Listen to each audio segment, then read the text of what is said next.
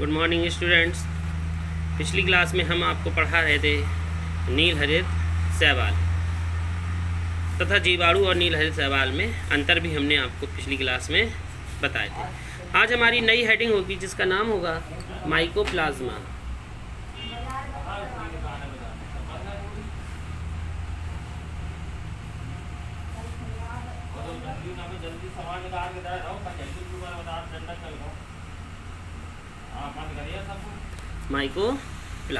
Mycoplasma क्या है? Mycoplasma सबसे सरल तथा सबसे सूक्ष्म प्रोकैरियोटिक जीव है। ये कोशिका भित्ति रहित होते हैं। इनकी खोज फ्रांस के वैज्ञानिक नौकार्ड और रॉक्स ने सन 1898 में की थी तथा इन्हें प्लूरो निमोनिया सदृश जीव कहते हैं। लिखेंगे इस सामान्य लक्षण यानी कि माइकोप्लाज्मा के सामान्य लक्षण एवं उसकी संरचना किस प्रकार की होती है। तो सबसे पहले हम लिखेंगे लक्षण यानी कि सामान्य लक्षण। सामान्य लक्षण क्या है? नंबर 1, ये एक कोशिकीय प्रोकैरियोटिक गोलाकार अथवा अंडाकार होते हैं जो कि सड़े गले पदार्थों या पादपों तथा प्राणियों में पाए जाते हैं।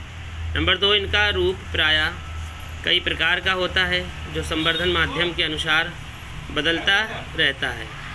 इसी कारण इन्हें वनस्पति जगत का जोकर भी कहते हैं। नंबर 3, इनका आकार 100 से 500 नैनोमीटर तक होता है। इन्हें जीवाणु फिल्टर से छाना नहीं जा सकता। नंबर 4, ये परजीवी या मृतोपजीवी प्रकृति के होते हैं। नंबर 5, इनमें कोशिका भित्ति का अभाव होता है। इनका कोशिका द्रव्य लाइपो प्रोटीन झिल्ली से घिरा रहता है। अगला नंबर, इनमें डीएनए व आरएनए पाए जाते हैं। आरएनए घुलित अवस्था में पाया जाता है। नंबर 7, इनमें राइबोसोम उपस्थित होता है जो जीवाणु जैसा अर्थात 70S प्रकार का होता है। नंबर 8, कोशिका भित्ति की अनुपस्थिति के कारण इनकी कोशिका पेनिसिलिन प्रतिजैविक से प्रभावित नहीं होती। नंबर 9, इनकी कोशिका क्लोरोम फेनिकॉल एवं टेट्रासाइक्लिन से प्रभावित होती है। नंबर 10, ये ग्राम धनात्मक होते हैं। ये ग्राम धनात्मक होते हैं। इसकी जो संरचना है वो इस प्रकार से है। ये देखेंगे, ये माइकोप्लाज्मा की संरचना है। तो यहाँ पे आप देख रहे हैं लिपोप्रोटीन झिल्ली है जो सबसे बाहरी है। ये घुलनशील प्रोटीन है जो यहाँ पर घुल रही है। ये डीएनए द्विसूत्री वलयाकार है। ये राइबोसोम जो छोटे छोटे आप कार्ड देख रहे हैं ये राइबोसोम है और तथा इसके बीच में ये जो है ये घुलनशील आरएनए है। तो ये है माइकोप्लाज्मा कोशिका का इलेक्ट्रॉन सूक्ष्मदर्शीय चित्र। तो इस प्रकार से आप ये डायग्राम देख रहे हैं, चित्र देख रहे हैं। तो ये माइकोप्लाज्मा का चित्र है। अब हेडिंग डालेंगे हम माइकोप्लाज्मा से संबंधित रोग। माइकोप्लाज्मा से संबंधित रोग।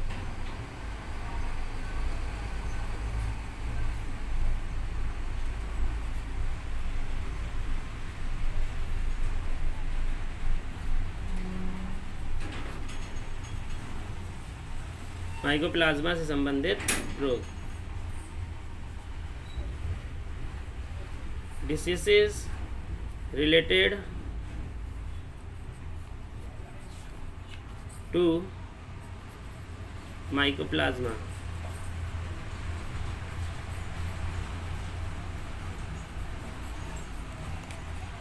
Diseases related to mycoplasma. तो माइकोप्लाज्मा से निम्नलिखित घातक रोग उत्पन्न होते हैं जो इस प्रकार है, यानी कि मनुष्यों में ये किस प्रकार से घातक रोग उत्पन्न करता है। तो सबसे पहले हम हेडिंग डालेंगे मनुष्यों में माइकोप्लाज्मा से उत्पन्न रोग। तो माइकोप्लाज्मा मनुष्यों में स्वतंत्र तंत्र, तंत्रिका तंत्र तथा मूत्र जनन तंत्र में निम्न रोग उत्पन्न कर देता है।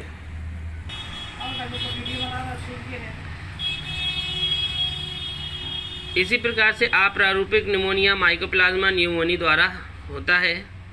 वंध्यता भी जो यानी कि इंटर फर्टिलिटी होता है, यह माइकोप्लाज्मा होमिनिस के द्वारा उत्पन्न होता है। ये रोग भी माइकोप्लाज्मा से उत्पन्न होता है। जननांगों में शोथ तथा एंडोकार्डिटिस ये माइकोप्लाज्मा होमिनिस द्वारा होते हैं। जंतुओं में माइकोप्लाज्मा की कुछ जातियाँ, पशुओं में जननांग शोथ, चूजों में श्वसन रोग, टानिलाइटिस बोविन, फ्लूरोनिमोनिया आदि रोग उत्पन्न करती है।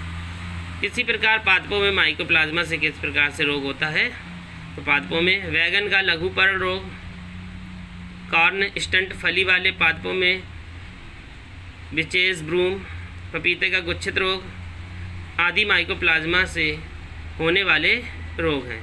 अब हेडिंग डालेंगे हम कवक सम जीवाणु या एक्टिनोमाइसिटीज। कवक सम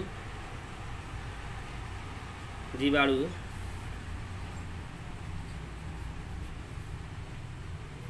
या एक्टिनोमाइसिटीज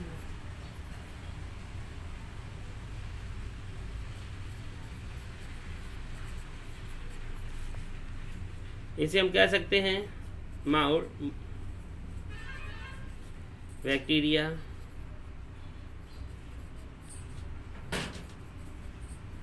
माउड बैक्टीरिया और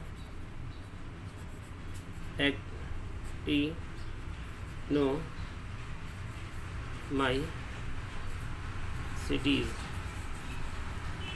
तो एक्टिनोमाइसिटीज सबसे पहले नंबर 1, ये कवक जाल के रूप में मिलने वाले जीव हैं।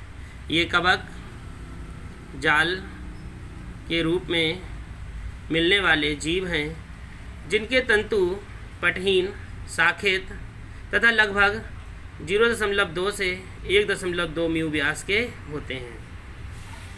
नंबर 2, वास्तविक जीवाणुओं की भांति ये प्रोकैरियोटिक भी होते हैं। इनमें वास्तविक केंद्रक नहीं होता। नंबर 3, क्रोमेटिन कण कोशिका द्रव्य में बिखरे रहते हैं।